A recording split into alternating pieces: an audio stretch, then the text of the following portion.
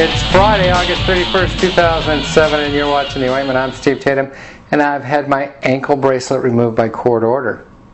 Fridays here on the show, I take a look back at some of my favorite stories from this past week, so let's get right to it. Our top story, what can you say about Senator Larry Craig, huh?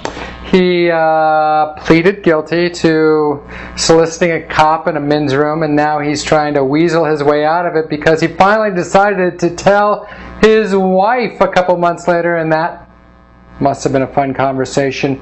In any event, it's just time to start counting the days till he's out of office, but his excuse is, well, he said, after all, I was in Minneapolis for a layover. A judge in Iowa says that denying same-sex couples their right to marry is unconstitutional, at least in the state of Iowa. So you know what? It turns out Senator Larry Craig has a future after all. An elementary school in Colorado Springs, Colorado has banned something that they think will be very harmful to children. You know what it is?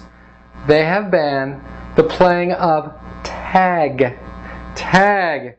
Apparently there are a lot of parents there in Colorado Springs opposed to exercise. And here's an interesting expose, The Secret Life of Mother Teresa. Yeah, it turns out she always wanted to work at Hooters. Actually, what it says here in Time magazine, they have secret letters written by Mother Teresa that said she doubted the existence of God.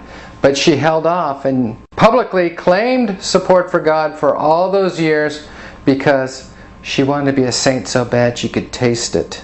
In technology news, a new company called SecureGive.com is setting up kiosks in churches so you can use your plastic to give a donation to your church coffers. And if you don't pay up, they'll repossess your soul. In entertainment news, Amy Winehouse, the singer who sings that she's not going to rehab, no, is in fact, predictably enough, in rehab. Next, she plans to do a remake of Alanis Morissette's Isn't It Ironic?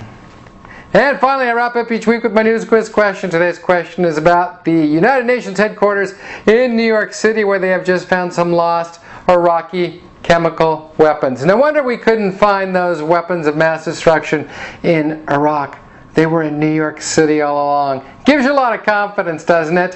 What else did they find there at the UN headquarters in New York City? Was it A, a half a dozen of Trump's old hair pieces, B, one of Rudy Giuliani's old mistresses, or C, a lot of people running for President of the United States?